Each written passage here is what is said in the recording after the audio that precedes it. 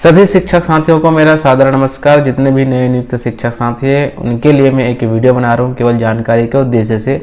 इसमें हम केवल सारगर्भित थोड़ा सा सारांश रूप में ओपीएस और एनपीएस साथ में पूरी पेंशन और अनुपातिक पेंशन इसको समझने वाले हैं।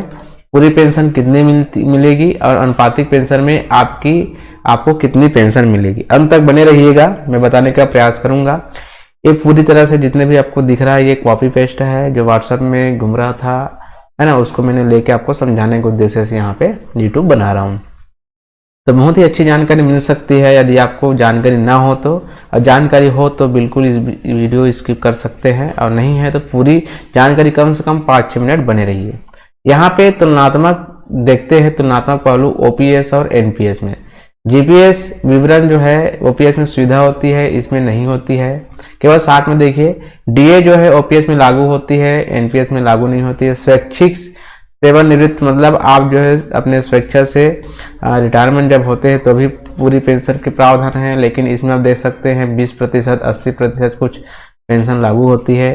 पारिवारिक पेंशन सेवा काल के में मृत्यु होने पर भी मिलती है, पारिवारिक पेंशन नहीं मिलती है। साथ ही साथ ओपीएस में होता क्या है, ओपीएस में जैसे आप जो है समय होने से पहले आपकी यदि मृत्यु हो जाती है तो आपके घर के किसी भी सदस्य को जो योग्यताधारी है उसको क्या मिलती है, नौकरी मिलती है। और साथ ही साथ आपके जो पत्नी होंगे या कोई भी होंगे उसको जो है लगभग मतलब पेंशन की पात्रता होती है लगभग 33% के आसपास। आगे हम इसके बारे में देखेंगे। परिवार में इसमें पेंशन नहीं होती, इसमें पेंशन होती है। और आगे इसमें देखिए आयकर की बात करते हैं। इसमें जो है आयकर नहीं देना पड़ता, लेकिन इसमें आयकर देना पड़ता है। इसमें ब्याज दर समय समय पर जो राज्य सरकार तय करती है उसके साथ देना होता है, शेयर पर निर्भर होता है। सेवा काल में मृत्यु होने पर पात्रता होती, मतलब मृत्यु भी होगी तब पेंशन की पात्रता है। इसमें बीमा कंपनी द्वारा जो प्लान होती है उसके अनुसार होता है।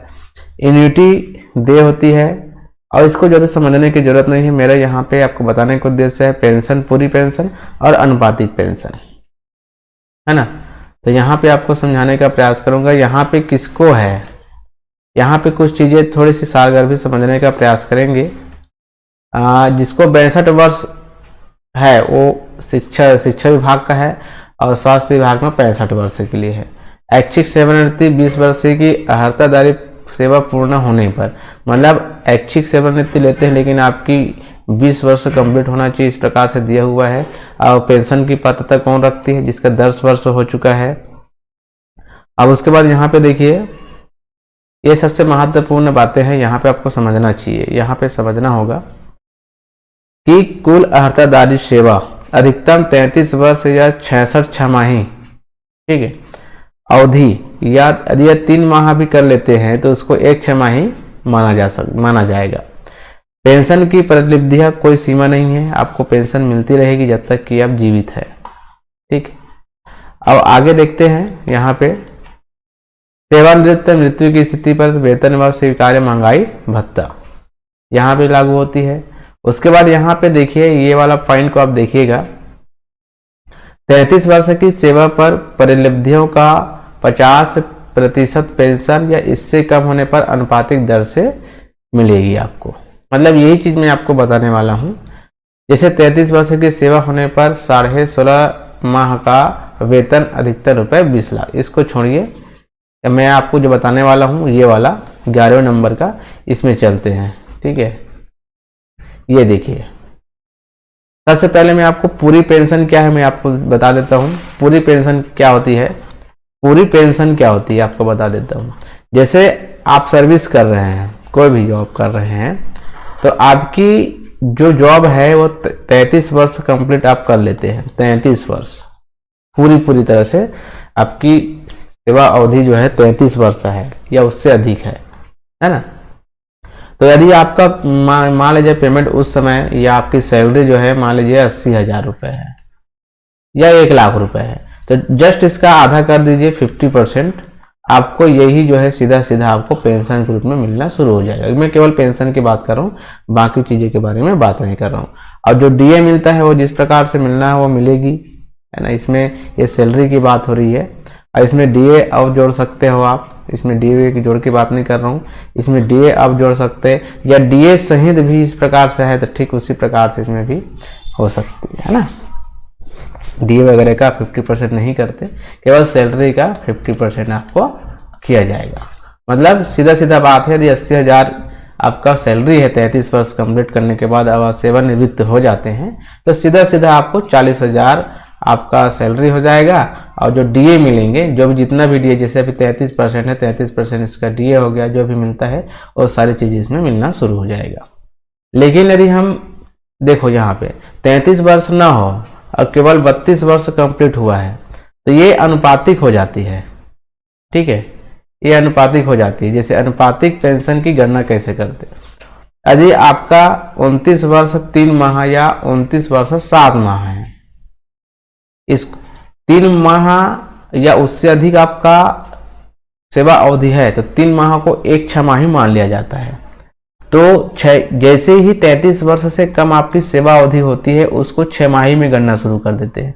छमाही मतलब कितना हो जाएगा, आप देख सकते हैं यहाँ पे, यहाँ पे 29 दूनी 58 छमाही, और 3 माह के एक माह और माना जाता है तो 59 माह हो गया, ठीक है, 59 अर्धवार्षिक। और उसी प्रकार से यदि 29 वर्ष और 7 माह हुआ है, ठीक है, या केवल 29 माह हुआ है, या सीधा सीधा हम लिखते हैं आपका 30 वर्ष हुआ, इसको छोड़ दीजिए, 30 वर्ष आपने सेवा की है। अब आपको पता है कि 33 वर्ष होने पर ही आपको 50% इसकी आधा जो सैलरी होगी उसकी आधा आपको पेंशन मिलेगी, लेकिन आपने केवल 30 वर्ष की है तो उसकी अनुपातिक पेंशन की गणना कैसे होती है। मान लीजिए आपकी सैलरी उस समय 80,000 रुपये है, तो 80 का आधा कर देंगे, 80 का आधा कर देंगे 40,000 रुपये होगा, और आपकी इसको अर्धवार्षिक में गणना किया जाएगा, मतलब छमाही में। तो 30 वर्ष में कितने छमाही हो जाएंगे, 60 छमाही हो जाएंगे। और ये 66 क्या है आपका, जो 33 वर्ष होते हैं उसमें कितने छमाही होते हैं, 66 छमाही होते हैं, उससे आपको भाग देने होंगे। तो ये 40,000 हो गया, गुना जो आपने सेवा अवधि की है 60 माह, आपने 60 छमाही किए हैं, उससे गुना करेंगे और 66 से भाग देंगे, तो आपके जो सैलरी का जो आता है इसे गणना करने के बाद 36,363 रुपये आते हैं, ठीक है। तो मतलब आपकी पेंशन उस समय सैलरी के हिसाब से देखिए तो 36,363 बनेगा, लेकिन आप 33 वर्ष कंप्लीट कर लेते तो ये 40,000 बनता। कितना बनता, 40,000। डीए को छोड़ दीजिए, मैं डीए की बात नहीं कर रहा हूँ, 40,000 बनता। इसमें मतलब आपको कितने की कमी हो रही है, लगभग जो है 3,700 रुपये की कमी हो रही है, यदि आपने 30 वर्ष कंप्लीट किया है तो।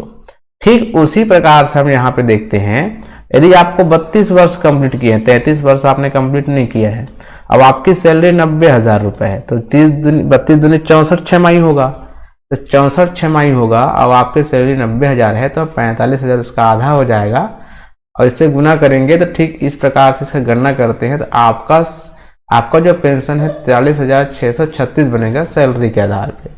और यदि आपने 33 वर्ष कंप्लीट कर लेते तो आपको सीधा सीधा 45,000 बनता, और जो डीए बनेगा वो अलग से बनेगा, यहाँ भी डीए तो मिलेगा ही, यहाँ भी बनेगा। मतलब इस प्रकार से अनुपातिक पेंशन की गणना की जाती है। ऐसा ये केवल कॉपी पेस्ट है जो मैंने देखा है, मैंने सर्च किया है, कहीं कहीं मेरे पता चला, उसके आधार पर मैंने बताने का प्रयास किया है।